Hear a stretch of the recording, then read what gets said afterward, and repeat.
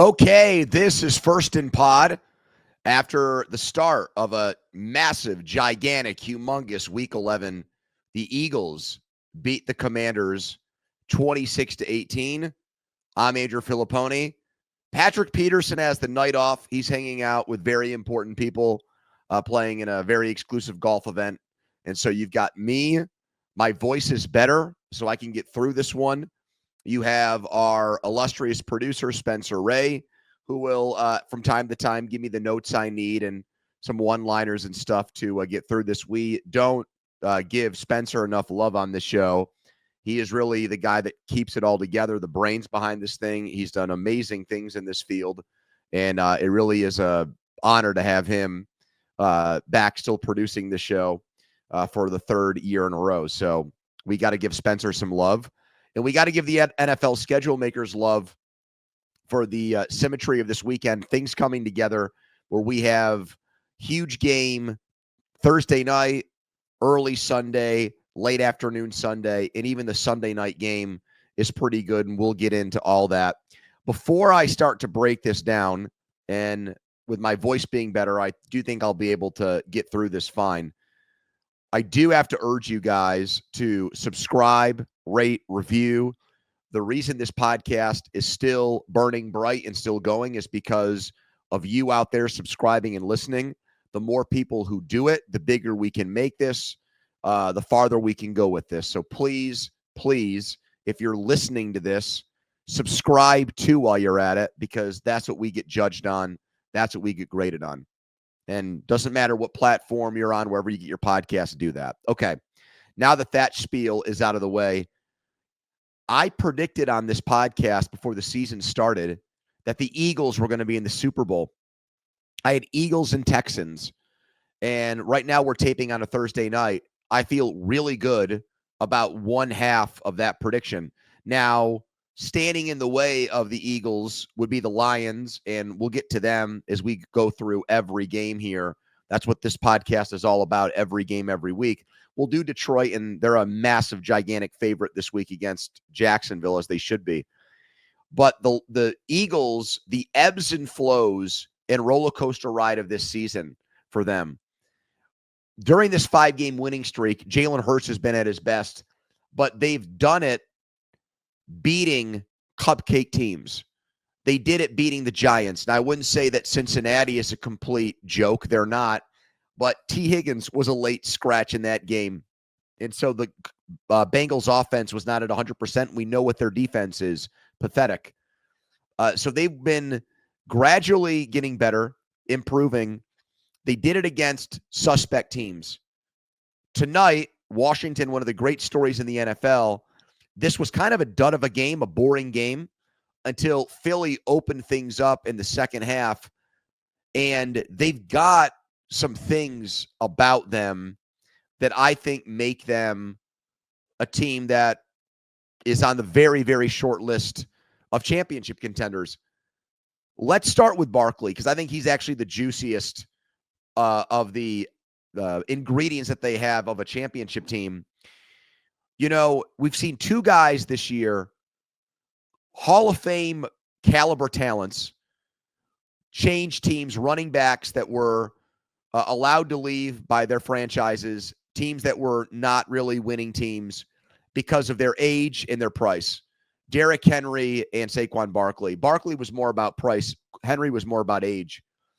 And those guys are flourishing in new spots. They're 1-2 in the league in rushing. They're the only guys, as we just get over the halfway point of the season, that each have more than 1,000 yards. And seamless transition for both. Henry has made Lamar Jackson better. And Barkley, I think, he looks rejuvenated. He looks like the guy, I'm in Pittsburgh, everybody knows that who follows me. When I watched him at Penn State, I thought, if they didn't have that rule that made you wait 3 years, after his freshman year, he could go to the NFL and be a great running back now. And he had to put the tread on his tire in college because that's just the way the rules work.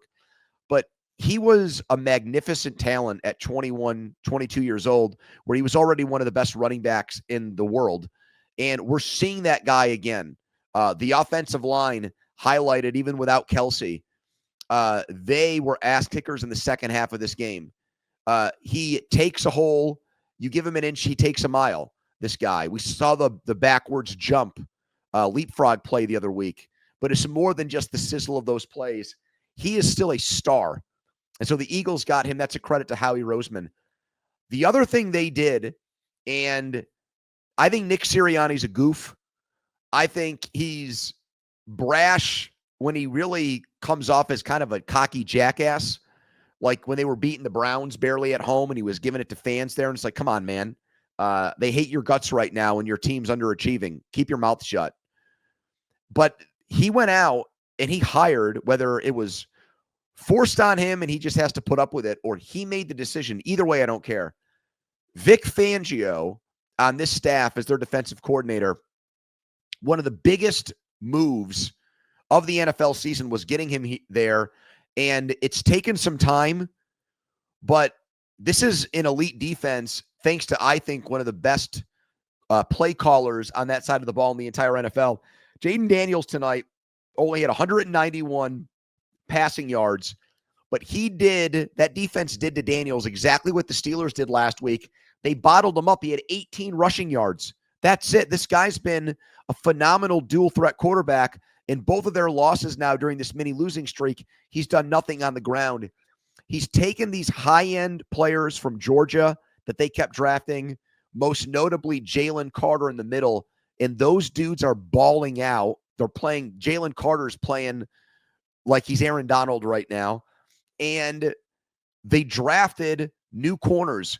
Quinyon Mitchell held the rookie from Toledo. They picked in the first round. A kid from the MAC went in the first round. He held Terry McLaurin to 1 catch and 10 yards. They needed to revamp. James Bradbury sucked. They needed to completely overhaul their corners. They drafted DeJean from Iowa, and this Mitchell kid looks like he is a star in the making. This defense, you put them up there with Kansas City, the Chargers, the Steelers, the Broncos. It's one of the 5 best in the NFL. So say what you will about Sirianni. He hired the right defensive coordinator. They drafted the right guys. And Jalen Hurts, scary situation with him where he had to get evaluated for a concussion. But he had another, at the end of the day, had another fantastic game. Didn't throw a touchdown pass, but was very efficient. Didn't turn the ball over. The kicker there was an issue. I mean, the first half, like I said, was lousy. And Washington was right in the game because Elliott missed 2 field goals and missed an extra point. For the first 5-6 weeks of the season, it looked like kickers couldn't miss anything.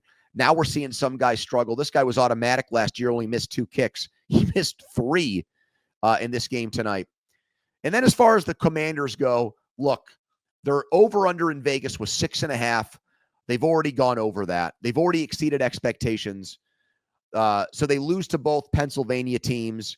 Offensively for Daniels, coming back down to earth. I get that. Look at their next 3 games, though, before they play the Eagles again. At home for the Cowboys, at home for the Titans, and at the Saints. Okay? Those 3 games. See, Spencer's right on it, too. I just said that about Elliott. He missed more tonight than he did last year.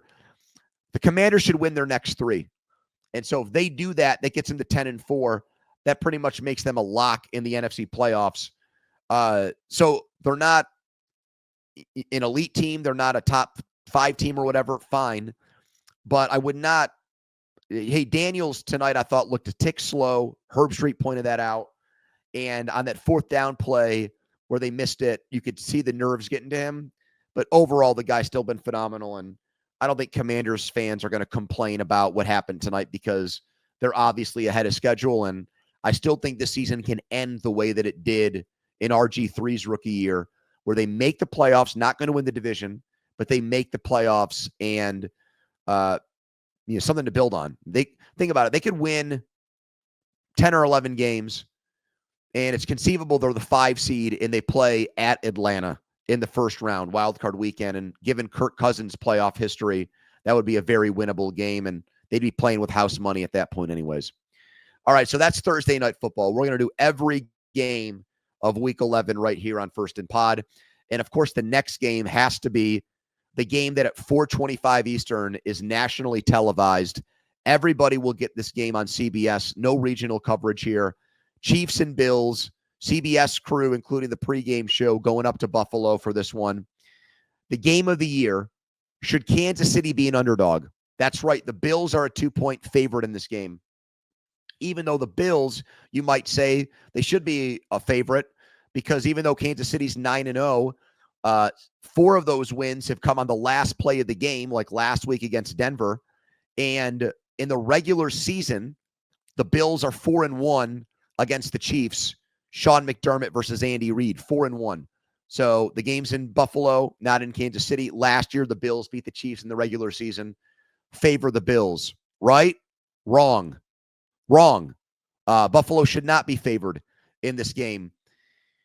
The Bills' big test to this point in the season was at Baltimore. That was a Sunday night game. That was going back to week 4 in late September. And they got crushed. They got destroyed. I think the final score of that game, Spencer helped me out with it. I think it was 35-10. And give me Josh Allen's stat line in that game when you get a second. That was their one litmus test game of the season. And the Bills flunked it. They got crushed. Okay, they beat Miami earlier in the year when Tua was playing. They're running away with this horrible division. For years, the Patriots would win the division every year and go 6-0 against the AFC East, maybe slip up at Miami or something because Brady could never play well there. And they were just a shoe-in to win 10 games every season at least because their division was so bad. That's what's happening this year for Buffalo. So they get to get fat on Miami, New York, and New England. I'm not saying 16 of 29 for 180. Exactly. 16 of 129, 180. The Ravens have the worst pass defense in the NFL. They've given up the most yards per game. And Allen only had 180. And we've seen Kansas City's defense dominate all year. All year. They're going to get their left tackle. Morris is healthy in this game. When he was out against Denver, that was a big problem. I told Pat that on this podcast, that was the one Achilles heel for this team, and it showed up in the Denver game. And so they're going to get the regular starter, who's not great, but he's healthy enough for this game to start.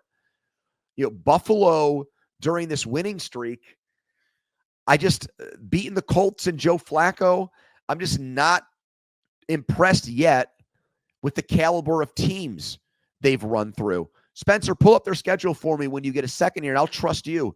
What's the Bills? Give me their 2 best wins of the season. Give me the games objectively where you would say, if this were like the college football playoff committee and we're subjectively ranking teams, what are their great wins? What are the victories that make people think Buffalo this year is a better team than Kansas City? Amari Cooper is going to play in this game. That is a nice boost for Buffalo to get him back after he missed the last couple of games with an injury. Spencer says maybe beating Seattle 31-10. The Seahawks stink. The Seahawks lost to the Giants at home. The Seahawks are probably going to finish in last place. We'll get to that later. So I'm befuddled by this, and the worst thing about it for Buffalo is when you give, and Spencer's right about this, it's going to go way up in class for the Bills here. They've got to play the Niners, the Rams, and Detroit after this game. When you give the Chiefs a reason to play the underdog card and do a little bit of us against the world, they've been so good. I think they're 11-3 Mahomes all time when he's an underdog. He was an underdog in the last 3 playoff games last year. Buffalo, Baltimore, and the Super Bowl. I love him in these spots where people are picking against him and they're 9-0 and they're getting questioned. I've questioned them at times. I saw this crazy stat. Spencer, this blew my mind.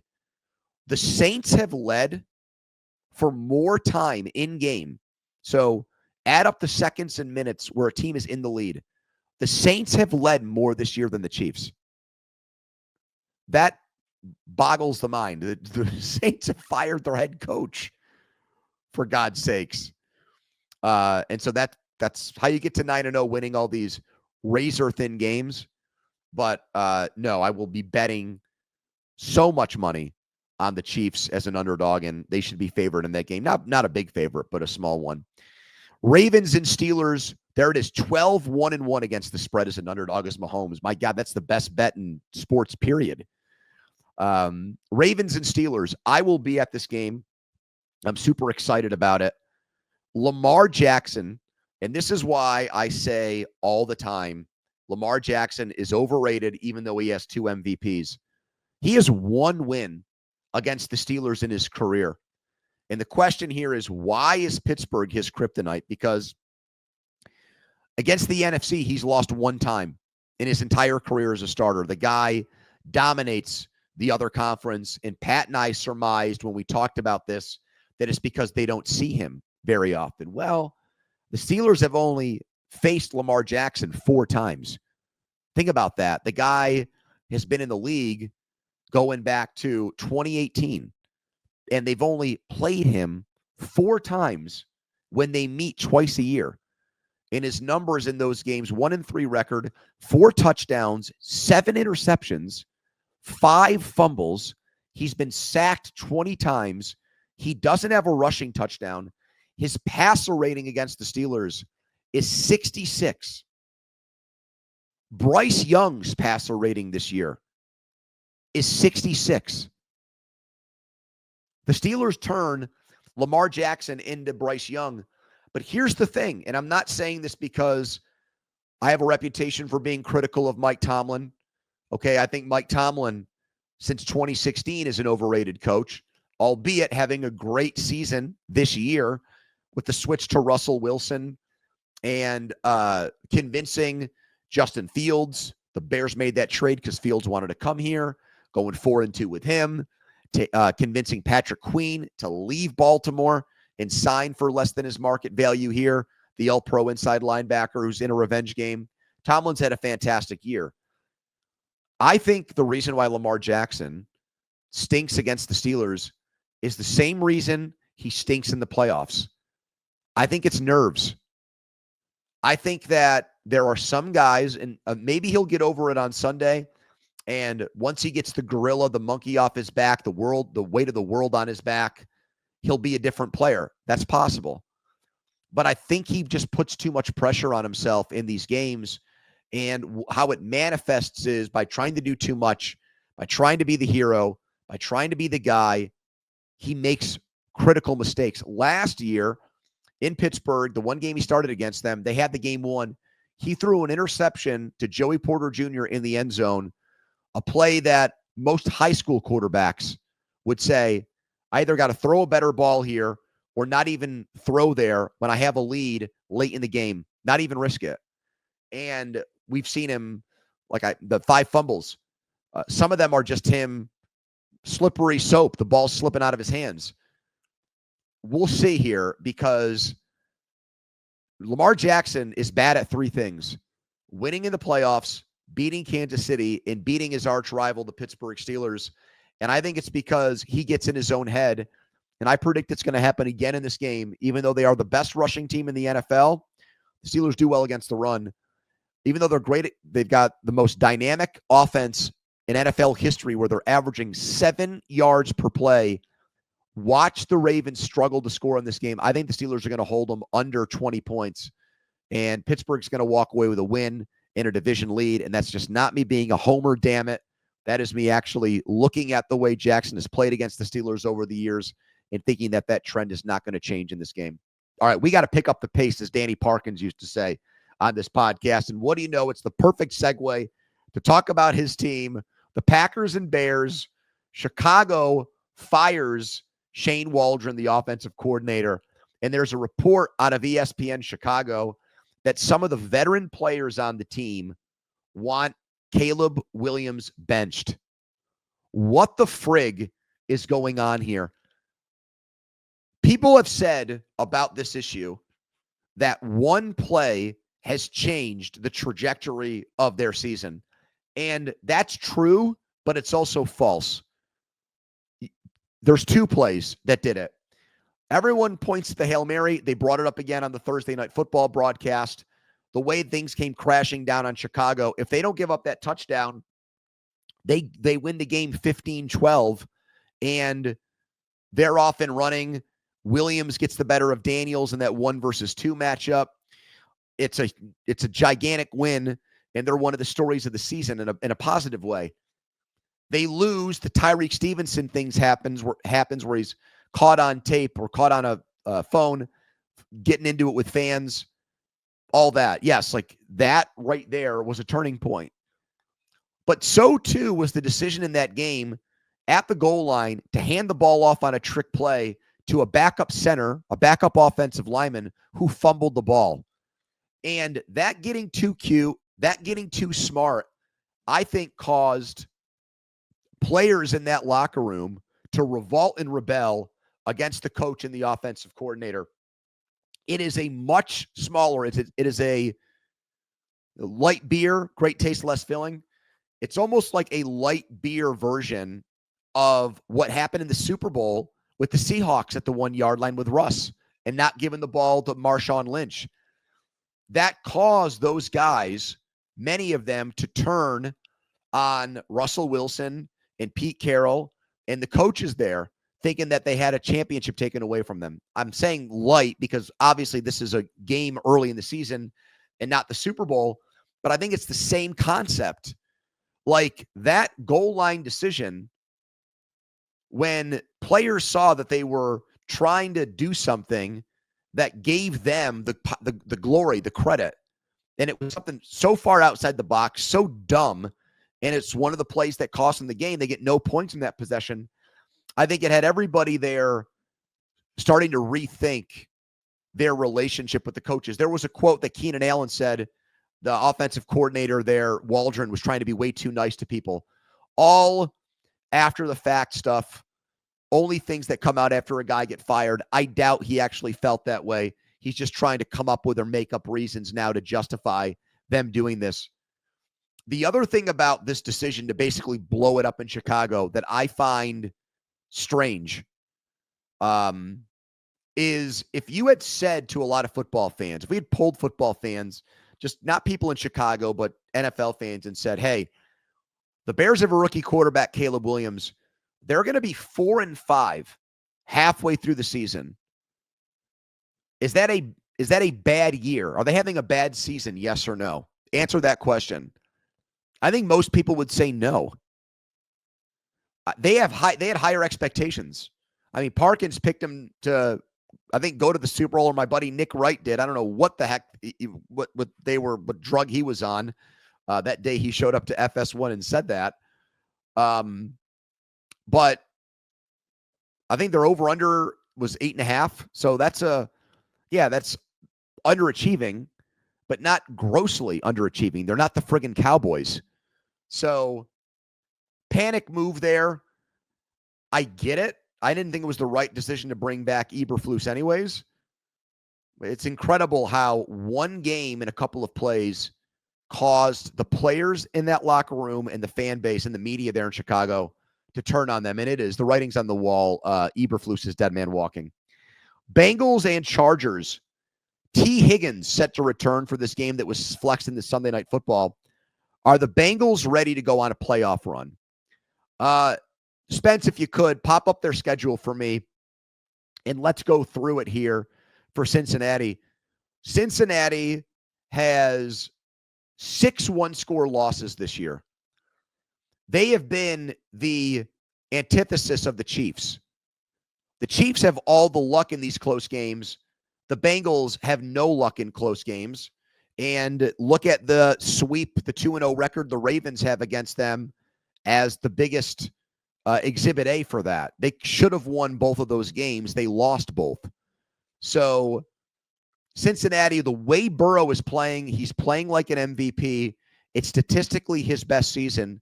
This is still a quarterback-driven league.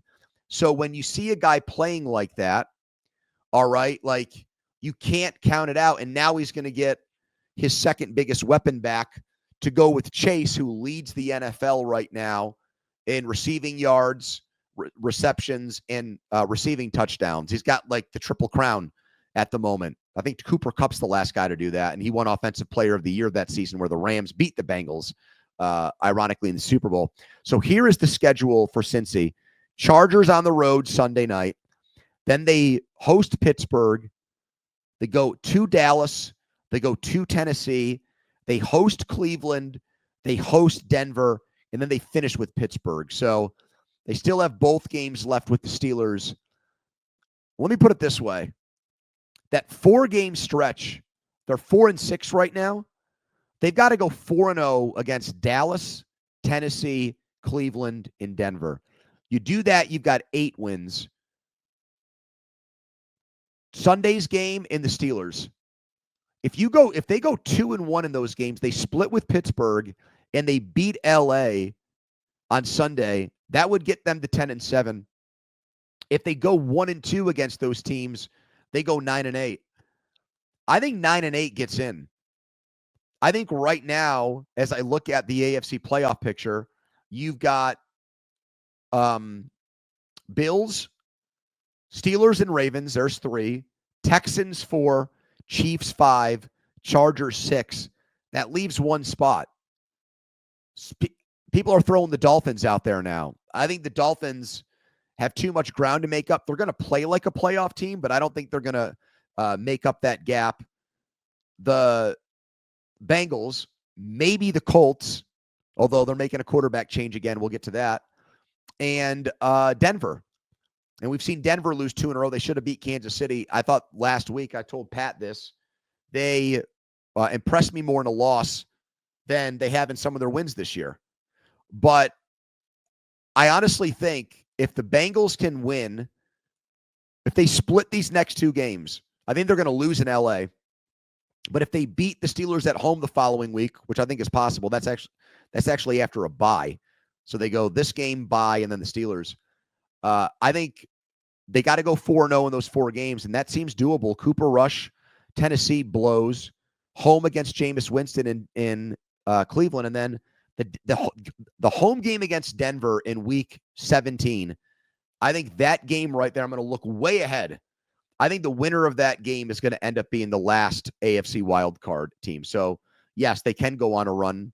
I think they will do it. I'm going to pick them to be the last AFC playoff team, and no one would want to see them as a 7 seed given Burrow's playoff history. Texans and Cowboys, Monday Night Football, the Battle of Texas. This one features 2 teams that are dragging ass right now. Dallas has already lost more games than they have last year with 6. And the Texans, this is C.J. Stroud's first losing streak since he started 0-2 his rookie year. Micah Parson's comments about Mike McCarthy created a huge stir around the NFL. What's my reaction to them?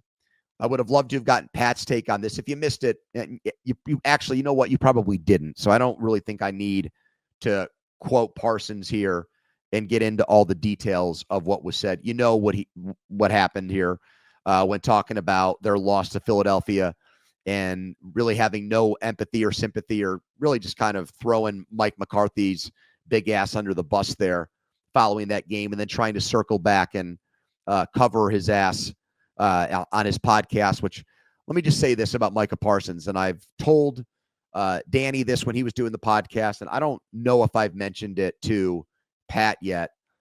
I've had the pleasure of meeting Parsons, and he is absolutely one of the great characters in professional sports right now. My prediction is he will absolutely be the next Charles Barkley of sports media. Or Shannon Sharp. He's going to be a guy that he's going to be a Hall of Fame player. But I think his post-playing career will actually make him more famous than what he does on the field. I just think he gets it. He loves putting opinions out there. He loves busting people's balls and debating with them. So with that in mind, I just don't believe him when he says that, talking about how guys like Zach Martin in that locker room put in more time and work than Mike McCarthy ever did. And so those are the kinds of guys he hurts for, not the coach. This guy, I don't think, is slipping up and, getting taken out of context, or has the inability to not get his message out there in a decipherable way. I think he actually accidentally meant it, and probably is getting shit for it now from Jerry Jones or from McCarthy or from people in that organization, and now has to basically fib and come up with a lie and like blame the media for what happened here. He meant it. The real thing, the real issue here, and I know this from talking to the guy, his dude in Dallas was Dan Quinn, not Mike McCarthy. I really think like if Micah Parsons, I really think that there's a chance Micah Parsons ends up playing in Washington and not signing an extension in Dallas because he just loves Dan Quinn that much. And one thing that I never hear anybody say, so I'm going to, I guess, be Neil Armstrong and put my flag into the moon here on this one. I don't know why the Cowboys didn't just fire Mike McCarthy at the end of the Green Bay game and promote Dan Quinn to head coach, because that's pretty much what they did when they pushed Wade Phillips out. They just promoted Jason Garrett. There's a history of doing that. Al Michaels referenced this on Thursday Night Football, talking about how at one point it looked like Kellen Moore was going to end up replacing Mike McCarthy and getting promoted. Well, it ended up being Dan Quinn, who was the more respected guy there, the more in-demand guy there. He gets the Washington job. He was up 25 points in the Super Bowl and blew it. He's assembled an incredible coaching staff with Washington, from Cliff Kingsbury. Even the position coaches there are outstanding. I hear people rave about the job he did in putting together a whole coaching staff. That's what they should have done. And I'm telling you, I think that Micah Parsons, he's a different guy. I could see him leaving money on the table to go link up again with Dan Quinn. And I've known for a couple of years now that it was Quinn who he was loyal to, and not Mike McCarthy, who will not be fired in season. I've also heard that guaranteed. Seahawks and 49ers. So this is a question that was more for Pat. Unfortunately, Pat's not here. San Fran gives a corner, Lenore, $90 million. Is he worth it for a team that still has to pay Brock Purdy? And so that's what I wanted to ask him. That's his position. That's his area of expertise. This is a guy who, if we're rattling off names of 49ers players, we're doing like a drinking game with buddies. And you have to take a sip every time you get a name right and do a shot every time you get one wrong. There's like 15 49ers we're naming before we get to Lenore. And that doesn't mean he's not a good player. Just because he's not a household name doesn't mean that the dude is not an impactful player or an elite player. But I mean, look at PFF grades if you want to go that route, all pros. This is not someone, in my opinion, who's looked at as an indispensable, irreplaceable player. The timing of it in season is odd. They've just handed out so much money there, from Brandon Ayuk to Trent Williams. They're going to have to make up their minds on George Kittle and Deebo Samuel when the season ends. And then, of course, you've got the big Brock Purdy decision. Right now, Brock Purdy is going to end up being a $60 million a year quarterback, I believe. I think he's going to get more money than Dak. Spence, give me Dak's annual average salary again here. I think it's $55 million or 58. Give me the number just to make sure I'm right here, because I think that Purdy's going to demand more. Having already gone to a Super Bowl, we'll see how this year ends. I think that's 4 years, $240 million for Dak. So it is 60. All right. So I'm going to stick with my initial number. My gut instinct was right. I think he's going to ask for $60 million. And so how do you give a guy like this $90 million? Things like that make some NFL conspiracy theorists believe that the salary cap is made up. And when a team that is eventually very soon going to become cap handcuffed, because they're not going to have Purdy on the lowest salary you can possibly have, being the last pick in the draft, it's going to be much harder for them to build a team around him. And that's why it's actually encouraging how well Purdy has played this year with their injuries. Although the Kansas City game, I think, is a big red flag for him, how bad he was. And Spencer just pointed out, I told you he does a great job. $89 million cap hit for Dak. Let's get to the Jags and Lions. And, I got to point out, first of all, if Detroit wins this game, it's going to be their best start since 1934. Okay, my grandmother is still kicking it at 90. She was born in 1933. So there's not many people that were around the last time the Lions started like this, and they probably will. There are a 2-touchdown favorite in this game. But the bigger story to me here is that Jacksonville has already ruled out Trevor Lawrence with a shoulder injury. They're hoping they get him back after the bye. Do I see his career ever getting back on track? So, I think that everybody has a soft spot for, like, let's say you had a high school sweetheart and that's now 30, 40 years ago. You've gotten married or you've gotten into a relationship or what, follow me on this analogy for a second. And that girl from high school or whatever is still like the apple of your eye. I'm not trying to make this analogy like you would leave your wife and give that up for this person. But even though you're in a committed relationship, there's always someone from your past that you're like intrigued by. Like, I wonder how things would have gone for me in life if I ended up like living happily ever after with that person. Trevor Lawrence gives me those types of vibes as an NFL quarterback. Like, there was just enough from the second half of his second season with Doug Peterson, where they rallied to 9-8, made the playoffs, beat the Chargers in that crazy comeback win, and then gave Kansas City a game in the divisional round. And then last year, when they got off to such a great start, I think that they started 8-2 last year. Maybe it was 9-2. Spence, fact check me on that.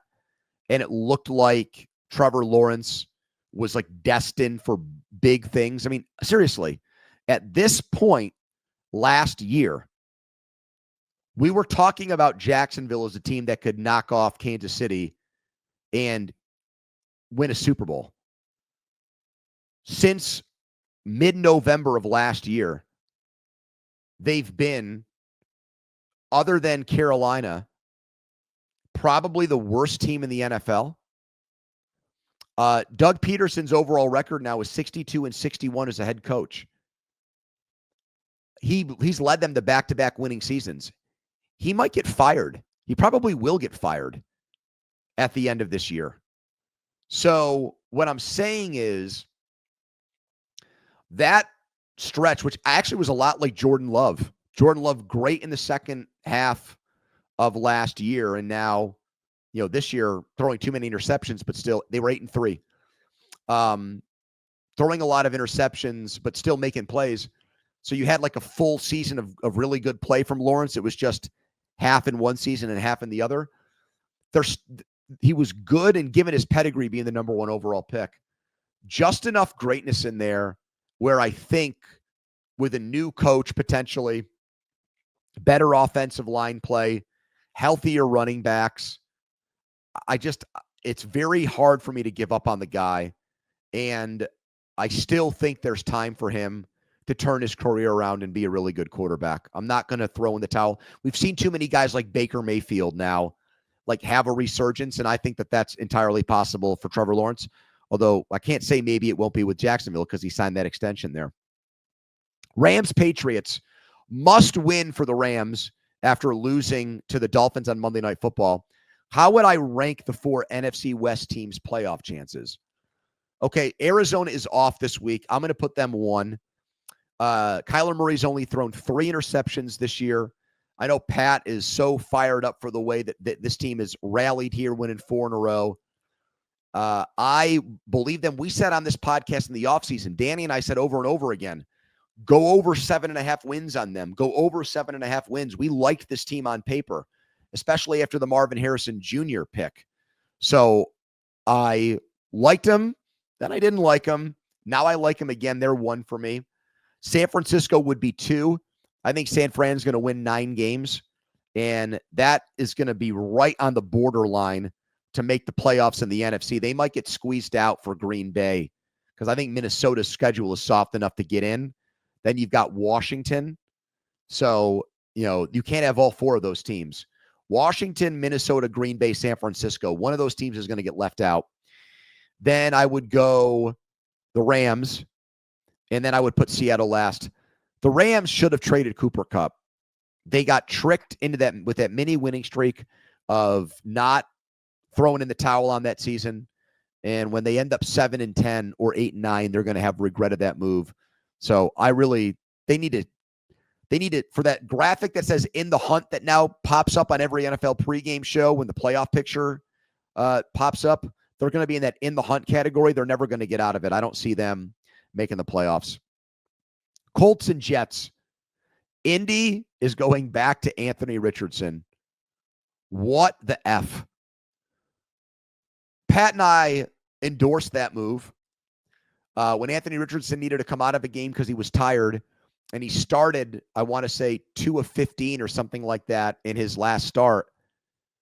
Given how Flacco played while he was injured, I thought it was the right thing to do because Flacco gave them a better chance to win now, and I believed it would be beneficial for Richardson to watch and have the game slow down for him and just see what was going on. Now, he watched pretty much all of last year because he was injured.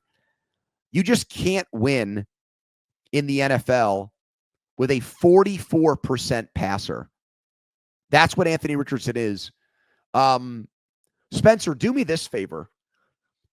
Give me Ryan Leaf's.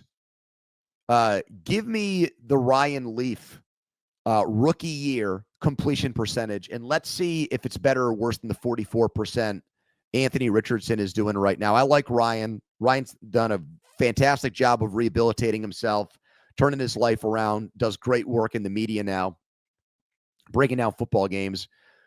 Leaf was 45.3%, one of the all-time busts. And that's a better completion percentage than what Anthony Richardson is doing right now. It isn't sustainable. Now, their schedule here, Indy's in a rough stretch after this Jets game. They still got to play Detroit. I think they've got one other really hard game, and then it softens up big time. And I just think it's an overreaction to Minnesota being one of the great defensive teams in the league. I should have mentioned them earlier when pointing out Philly's amazing defense. Minnesota's defense in Buffalo is always a top 10 defense, and that game was on the road. I just think they abandoned ship on Flacco too soon. Now, instead of the 2 oldest quarterbacks in the league, we've got the oldest and the second youngest with Aaron Rodgers going for the Jets. And I like Spencer's point. It almost makes it seem like that benching there was punitive and not about Richardson's overall future.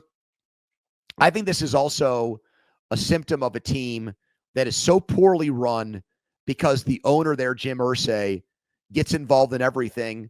And I would actually bet that Irsay has panicked here and just told Shane Steichen and the GM there, Chris Ballard, all right, we're going back to Anthony Richardson. I don't want to watch Joe Flacco anymore. So after Detroit, the Colts have New England, Denver, Tennessee, the Giants, and the Jags. They can win all those games after Detroit. If they were to win this game against the Jets, which why the hell not? If Flacco started, that would be 5 wins. New England would be 6. Tennessee at home 7. The Giants 8. Jacksonville at home 9. They'd be right there. Like I said earlier with Cincinnati, I think 9 wins will be the magic number. And so I think they'll regret going to Anthony Richardson, although you could argue, and I do put stock in this argument, that what's the point in just being the 7 seed? You'd rather see what you have in Anthony Richardson than just backdoor your way into the playoffs. So from that perspective, it does make sense to go back to Richardson, even though I don't think he's going to play well and I don't think he's going to turn into a good NFL quarterback. Before the season started, I thought he was the ultimate wild card. I thought he might be great this year. I have to own that one. I was way off. All right, Browns and Saints. This is another one where I wish Pat was here. So the Browns have a tackle, Jedrick Wills, who's an unreal, this is typical Browns. Another one of these guys who has flatly underachieved and been a first-round bust. He said of their last game that he could have played, but he made a business decision to sit out. A business decision. And the question I was going to ask Pat was, how often does this happen? I'm in Pittsburgh. I've never heard of it here, where a guy was healthy enough to play, but made the decision, you know what, I don't want to play because I got to worry about my next contract or whatever. I got to look out for me. I've never once, the team that I'm around, the team that I talk about, the team that I cover, I've never heard that. What this is a microcosm of everything that's wrong about the Browns. This speaks to the culture of the organization, which, Kevin Stefanski, coach of the year twice. The GM there gets rave reviews. This is what happens. Great call by Spence. You had Vontae Davis who quit mid-game for the Bills. Yeah, he made a business decision, all right.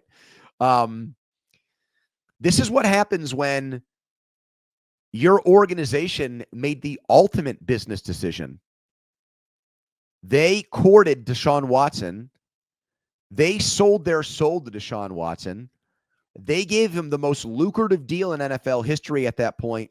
They gave him the most guaranteed money in NFL history, knowing that he was going to be suspended for maybe an entire year for his, at the very least, slimy behavior.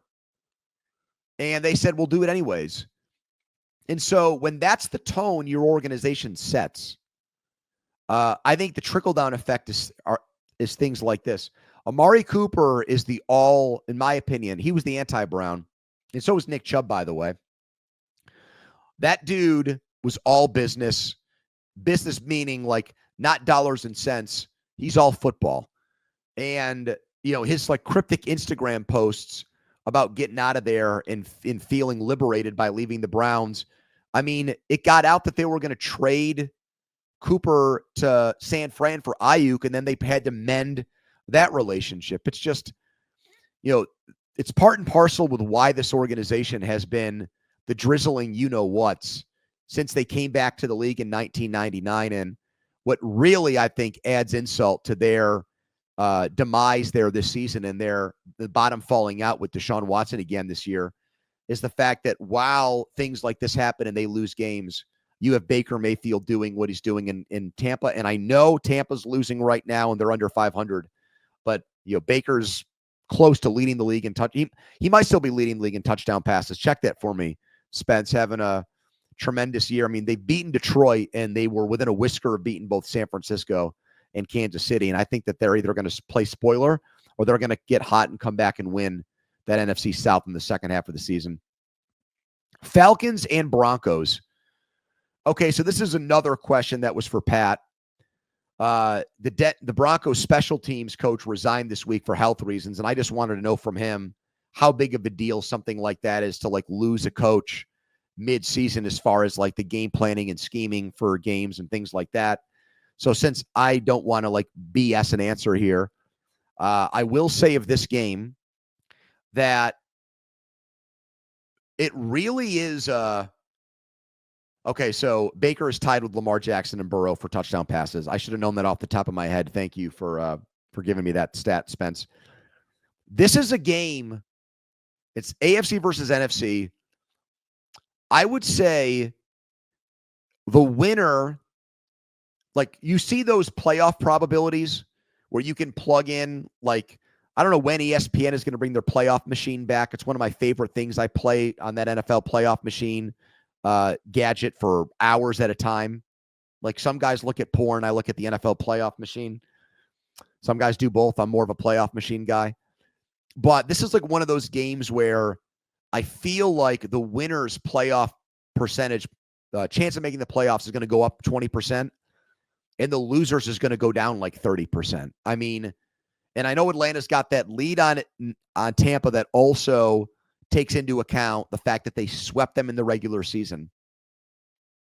It would be 2 bad losses in a row, in my opinion, if the Falcons go to Denver and lose after getting beaten New Orleans last week because they missed all those field goals.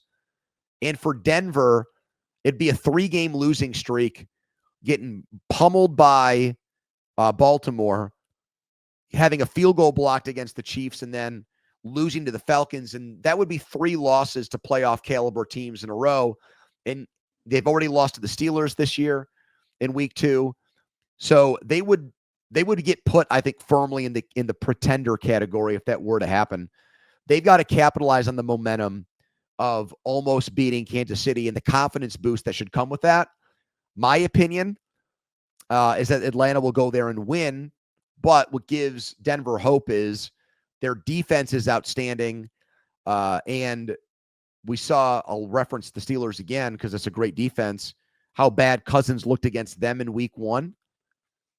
This is a very small line for a reason. I do favor Atlanta, though, in this game that I think is going to tell us a lot about both teams. All right, Vikings, Titans, and Dolphins, Raiders to finish it out. It's interesting. I got a loyal listener sent me a message and said he's always interested in the 2 games that kind of get left at the end for this open-ended question. Like, what are we deeming the 2 least interesting games? This, number one, I appreciate anybody who listens to the entire podcast. That's awesome. And then the quirkiness of a listener who is itching to find out the 2 teams that we just lump in at the end, the 2 games we lump in at the end. On Minnesota and Tennessee, the big story in Minnesota is that J.J. McCarthy had a second knee surgery. And so is Sam Darnold, even though he's a free agent at the end of the year, I think right now is in position to go back to Minnesota. And he might actually have a chance after what was a wretched game against Jacksonville, and his season is starting to turn. He might actually get more of a run there, because before this McCarthy news, and they're trying to make it sound like it's a minor thing, but when I hear second knee surgery, that scares me. I would have told you right now before this news, actually, I guess not right now, about a week ago, or not a week ago, Monday, right after the Jaguars-Vikings game, that McCarthy was in the driver's seat to be their starting quarterback next year, even if they win 11 games and make the playoffs, because McCarthy was a top 10 pick and he looked that good in the preseason. But this, if I'm Darnold, even more so now, I'm like, this is my Waterloo. This is my last shot to prove to this team. You want to play with Kevin O'Connell. You want to play for Kevin O'Connell and with Jefferson and with the weapons they have there in that offensive scheme. You don't want to have to start over somewhere else and be a backup on a bad team. So critical times for them. But here's the thing. I think Darnold is going to blow it. And I actually believe that Tennessee is going to win that game. For the Dolphins and Raiders, Vegas is going back to Antonio Pierce. And no one has said this. There's been so much Shedeur Sanders, Deion Sanders talk with the Cowboys. I actually think if it were to happen, it would be with the Raiders. In that Vegas environment, bright lights, such a celebrity-driven, tourist-driven kind of scene, glitz and glamour type of situation. And the Raiders are always about that kind of renegade, go against the grain. That was Al Davis's MO. If any team were to do something that bat bleep crazy, pair a father with a son in the NFL, that would be the place to do it. Although, can Mark Davis afford to fire another coach and pay him? I guess now that he's got Tom Brady helping him out there in ownership, maybe he can. All right, we made it. Hey, guys, thank you for listening again. You have no idea how much it means to me. Spencer Ray, such a dynamic producer. Sure, we'll get Pat back for the Sunday night reaction. It'll be, I'm going to say it right now, it's going to be our best podcast episode of the year, because the games are just so big and the top games are just so good where it can't be. The content will just be off the charts. So again, I plead with you guys, it would mean so much if you could just subscribe, rate, review, and let's keep growing this thing and let's keep doing this thing. I'm Andrew Fillipponi. Thanks for listening to First and Pod.